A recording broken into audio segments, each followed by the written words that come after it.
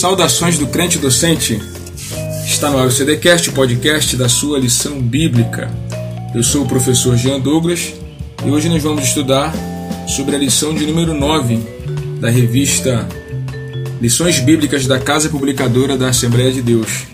A lição fala sobre Paulo e sua dedicação aos vocacionados. Vamos à lição?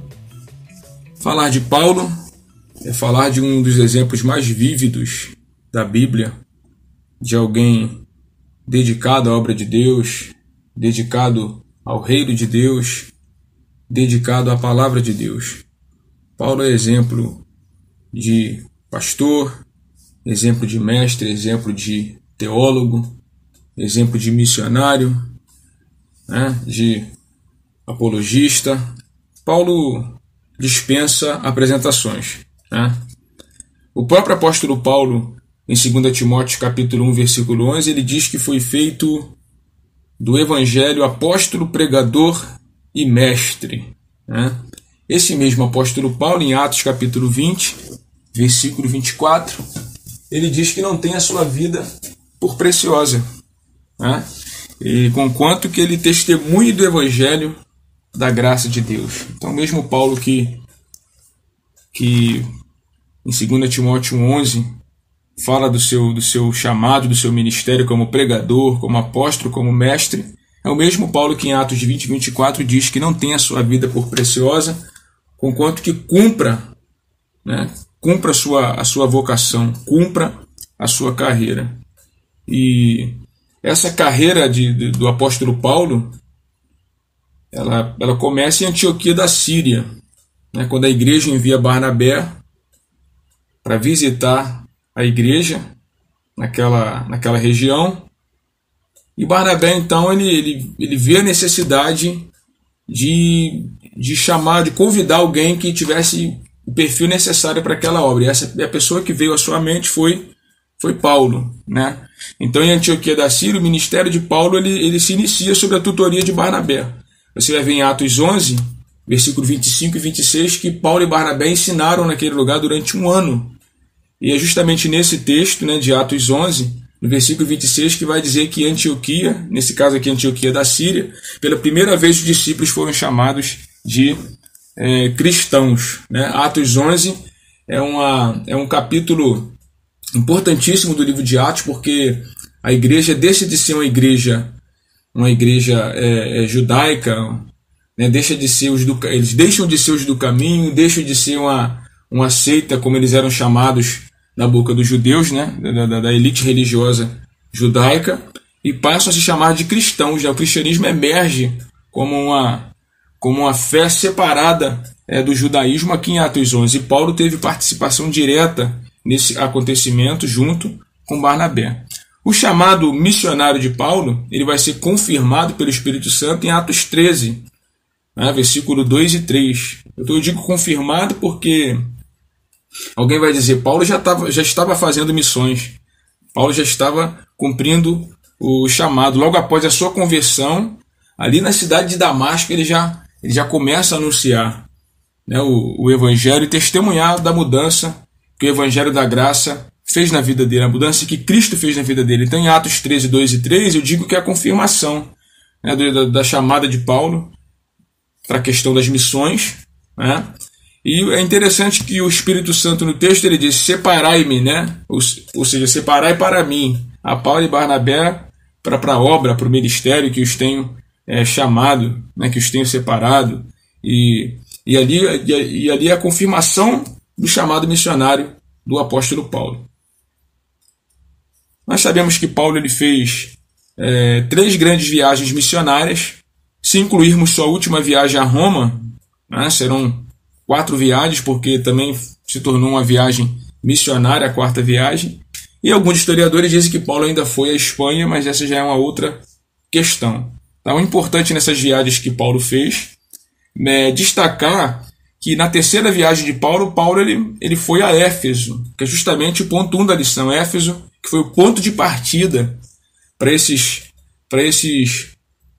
não só para Paulo, mas foi uma espécie de ponto de partida para novos vocacionados que surgiram na igreja daquele tempo, igreja primitiva. Então a lição de hoje ela vai trabalhar um pouco sobre esse ponto da terceira viagem de Paulo, né, em Éfeso. Vai abordar um pouco isso. Foi o lugar onde Paulo passou mais tempo. Né, mais tempo. Então, a partir de Éfeso, esse vai se tornar um ponto de partida para novos vocacionados, para novos discípulos, né, obreiros treinados para a obra. Paulo é interessante que ele foi impedido pelo Espírito Santo de pregar na Ásia, está em Atos 16, versículo 6. O Espírito Santo impede ele de pregar na Ásia, né, e Deus conduz Paulo para a Europa. Ele tem uma visão, né, onde um homem diz: passa-nos a Macedônia. O homem pede socorro. Então, Paulo vai acabar indo para a Europa ao invés de ir para a Ásia. Tá? Ao invés de ir para a Ásia. Isso em Atos 16. É interessante porque depois, a partir da cidade de Éfeso, que o evangelho vai se propagar pela Ásia. Você vai ver em Atos 19, versículo 9 e 10, que Paulo alugou a escola de Tirano e pregou durante 2 anos na escola de Tirano, já em Éfeso. Né? E a partir da escola de Tirano é que Paulo fez discípulos ali. Né? Atos 19, versículo 20 vai dizer que toda a Ásia ouviu a palavra. Toda a Ásia ouviu a palavra. Se a gente somar tudo, Paulo ficou aproximadamente 3 anos em Éfeso até a sua despedida em Atos capítulo 20. Então isso é interessante. Primeiro, o Espírito Santo não permite que Paulo vá à Ásia. Mas quando Paulo chega em Éfeso, Paulo fica 2 anos na escola de Tirano, e ali sim pessoas são treinadas, e aquelas pessoas que se convertem ali, que são treinadas ali por Paulo, que ouvem a palavra diretamente de Paulo, elas vão espalhar o evangelho por toda a Ásia. Ou seja, Deus tinha um propósito, né? Deus já ia usar, né, Paulo para preparar essas pessoas que iriam propagar o evangelho na Ásia. Então a gente vê aqui o propósito de Deus na vida de Paulo e também o propósito de Deus em chamar outros para a obra e ainda assim usar Paulo para treinar esses novos vocacionados. Claro que Paulo tinha ajuda, Paulo não estava sozinho, ele tinha pessoas que o ajudavam, que o auxiliavam. Paulo ele fez muitos discípulos, ele preparou grandes líderes. A revista Lição ela lista alguns deles, tá? Mas é claro que dentre eles nós podemos destacar Timóteo e Tito. Paulo endereçou 2 epístolas a Timóteo, 2 cartas pastorais e uma carta a Tito. Né? E todas essas cartas elas contêm conselhos ministeriais, conselhos para os jovens pregadores, para os jovens pastores.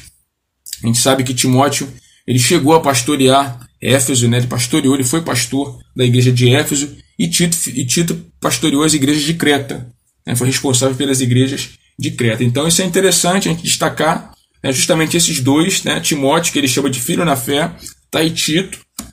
Esses 2 foram os principais discípulos treinados por Paulo, a quem Paulo endereçou essas epístolas, com conselhos ministeriais, com conselhos com orientações, advertências acerca dos falsos mestres, né? E alguns outros pontos importantes nas duas cartas. Tá? E o segundo ponto da lição fala sobre o legado doutrinário de Paulo, né, que acaba envolvendo também, né, os seus principais discípulos, Timóteo e Tito. A gente vai perceber que Paulo se preocupava muito com a questão da saúde espiritual da igreja, a saúde doutrinária da igreja. Então Paulo ele dá firmes conselhos a Timóteo e a Tito com relação a isso. Tá? E Paulo ele combateu 2 grupos principais que perturbavam, podemos dizer assim, a igreja primitiva. O primeiro desses grupos eram os judaizantes. Então, os judaizantes eram aqueles judeus que queriam que os gentios guardassem, né, as regras da lei, as regras das leis judaicas, né, observação de dias, né, circuncisão, observação com relação à alimentação e assim por diante. A gente vai perceber Paulo em suas cartas sempre debatendo essas questões.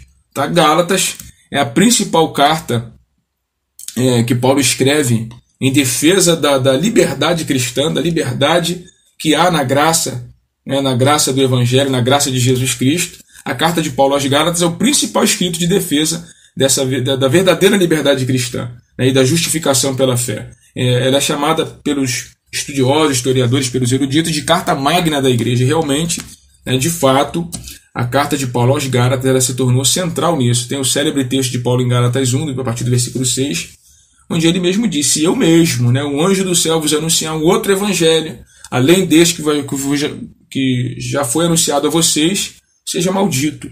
Então Paulo combateu os judaizantes, esses que queriam fazer com que a igreja saísse da graça, né, e voltasse para o judaísmo. Né? Paulo ele combateu também os gnósticos. Né? Os gnósticos eram aquele grupo que se achavam mais espirituais, né, do que os demais cristãos, tinham revelações superiores, conhecimentos superiores. Os gnósticos eles misturavam elementos do cristianismo com o judaísmo, astrologia, né, com elementos orientais e por aí vai. Eles perturbaram a igreja do primeiro século, foram o principal grupo que perturbou a igreja. Então, os gnósticos diziam que o corpo é matéria, portanto o corpo é corrupto, para nada presta. Ou seja, eu posso fazer o que eu quiser com o meu corpo, porque meu corpo, né, não serve para nada, é mais ou menos isso. O que importa é o espírito. Tá? E por causa disso, eles negavam também a humanidade de Jesus. Né? Jesus não pode ter vindo em carne, porque a carne, a matéria é corrupta. Né? Jesus teve outro tipo de corpo. Tá? E você vai perceber Paulo combatendo esse grupo na carta aos Colossenses. Né? Paulo combate esses grupos aqui que nós falamos, principalmente os gnósticos. Em 1 Tessalonicenses 5,23, né? Paulo diz que devemos santificar a Deus, espírito, alma e corpo. 1 Tessalonicenses 5,23. Paulo diz que o espírito, a alma e o corpo é importante. Tem outros textos de Paulo que ele enfatiza a questão de cuidar do corpo, né? Que o corpo é o templo do Espírito Santo, certo? Que nós fomos comprados por bom preço. Então, o ensinamento gnóstico foi combatido por Paulo. Tá? Em 1 Timóteo 6,20, Paulo se refere aos gnósticos como a falsamente chamada ciência, né? Quando ele aconselha Timóteo, por exemplo. Ele diz para Tito que o líder, o pastor, o bispo, ele tinha que ser capaz, além de ensinar o evangelho, além de ensinar a palavra, de também combater, né, os contradicentes, ou seja, de ser um apologeta, de defender a fé. Né? Então ele fala isso para Tito. Então o que Paulo praticava, ele ensinava aos seus discípulos. Em Atos capítulo 20, que é o texto central da lição de hoje, Paulo ele vai chamar, né, os líderes, os presbíteros ou bispos da região de Éfeso, que era uma das principais igrejas, talvez a igreja mais forte, né, das igrejas que Paulo liderou. Né? Paulo ele vai fazer um apelo aos líderes. Lá em Atos capítulo 20, versículo 17, ele chama os líderes de Éfeso, os bispos, e a primeira coisa que Paulo faz é destacar o seu próprio exemplo. Né? Em Atos capítulo 20, no versículo de número 18 e 19, Paulo ele vai destacar o seu próprio exemplo na sua caminhada, na sua liderança, em tudo que ele fez, pastoreando, liderando, treinando novos vocacionados. Aí no versículo de número 22, 18 e 19, ele diz assim: e logo chegaram junto dele e disse-lhes: vós bem sabeis, desde o primeiro dia que entrei na Ásia, como em todo esse tempo me portei no meio de vós. Paulo chama a atenção para o seu próprio exemplo, né? Servindo ao Senhor com toda humildade e com muitas lágrimas e tentações que pelas ciladas dos judeus me sobrevieram. Então Paulo chama a atenção para o seu próprio exemplo e para a sua disponibilidade para a obra. Um líder, um bispo, um pastor, um líder, ele precisa estar disposto, ele precisa ter disponibilidade para a obra e ele precisa ser exemplo. Ele deu esse conselho para Timóteo, 1 Timóteo, capítulo 4, versículo 12. Timóteo, ele diz para Timóteo não se intimidar, né, por ele ser jovem. Muitos resistiu a Timóteo por ele ser jovem. Aí ele diz assim: antes ser o exemplo dos fiéis na palavra, no trato, no amor, né, na moderação e assim por diante. Né? No versículo 21, ele diz: testificando tanto aos judeus como aos gregos a conversão a Deus e a fé em nosso Senhor Jesus Cristo. Paulo ele destaca o centro da sua mensagem, que era Jesus. Ele apela aos líderes. Ele apela para os líderes e enfatiza esse ponto aqui, um dos pontos principais da sua mensagem, que era Jesus, era o ponto principal da sua mensagem. No versículo 24, que nós já citamos, ele fala do propósito primário da sua vida e seu desprendimento para a obra. Nada tenho minha vida por preciosa, eu quero cumprir o meu ministério. No versículo 28, ele aconselha os líderes a cuidar de si mesmo. Olhai por vós e por todo o rebanho. Ou seja, olhem cuidem de vocês e cuidem do rebanho. Um pastor, um líder que não cuida de si mesmo, né? Se você não cuida de si mesmo, como você vai cuidar do rebanho? Ele dá esse conselho para Timóteo, 1 Timóteo 4,16. Tem cuidado de ti mesmo e da doutrina, porque fazendo assim, salvará tanto a ti mesmo quanto aqueles que te ouvem. Então o bispo, o pastor, o líder, ele precisa cuidar de si mesmo, né? Ele precisa cuidar da sua saúde, ele precisa cuidar do seu espírito, do seu corpo, da sua alma.